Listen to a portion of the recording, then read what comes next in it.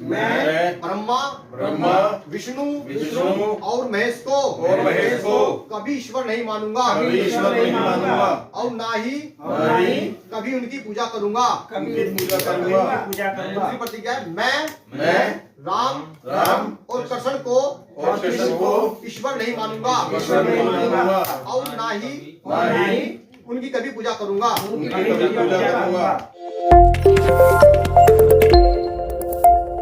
साहब अम्बेडकर ने 14 अक्टूबर 1956 को अपने 8 लाख अनुयायियों के साथ नागपुर में दीक्षा ली थी। तो आज हम उसी को दोहरा रहे हैं। सभी साथ बोलेंगे। सभी मैं ब्रह्मा विष्णु और महेश को कभी ईश्वर नहीं मानूंगा और ना ही कभी उनकी पूजा करूंगा। दूसरी प्रतिज्ञा है, मैं राम और कृष्ण को ईश्वर नहीं मानूंगा और ना ही उनकी कभी पूजा करूंगा। तीसरी प्रतिज्ञा है, मैं गौरी गणपति आदि हिंदू धर्म के किसी भी देवी देवता को नहीं मानूंगा और ना ही उनकी कभी पूजा करूंगा। चौथी प्रतिज्ञा है, मैं इस बात पर विश्वास नहीं करूंगा कि ईश्वर ने कभी अवतार लिया है। पांचवी प्रतिज्ञा है, मैं यह बात कभी नहीं मानूंगा कि भगवान बुद्ध विष्णु के अवतार है। मैं ऐसे प्रचार को पागलपन का झूठा प्रचार समझता हूँ। छठी प्रतिज्ञा है, मैं कभी श्राद्ध नहीं करूंगा और ना ही कभी पिंडदान करूंगा। सातवीं प्रतिज्ञा है, मैं बौद्ध धर्म के विरुद्ध कोई भी आचरण नहीं करूंगा। आठवीं प्रतिज्ञा है, मैं कोई भी संस्कार ब्राह्मणों के हाथों से नहीं कराऊंगा। नौवीं है, मैं इस सिद्धांत को मानूंगा कि सभी मनुष्य एक समान है। 10वीं प्रतिज्ञा है, मैं समानता की स्थापना के लिए प्रयत्न करूंगा। 11वीं प्रतिज्ञा है, मैं भगवान बुद्ध के अष्टांगिक मार्ग पूर्ण रूप से पालन करूंगा।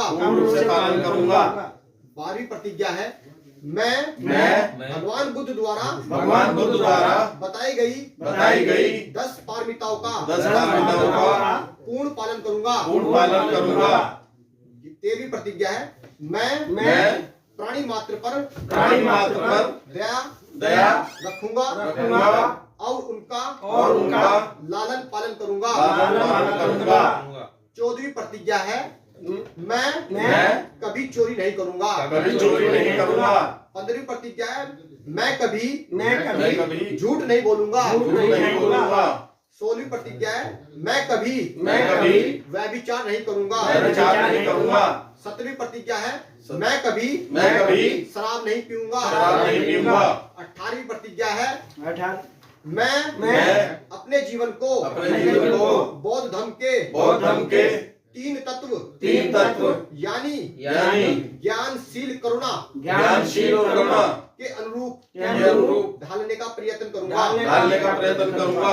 19वीं प्रतिज्ञा है, मैं मनुष्य मात्र के उत्कर्ष के लिए हानिकारक और मनुष्य मात्र को असमान और नीच मानने वाले अपने पुराने हिंदू धर्म को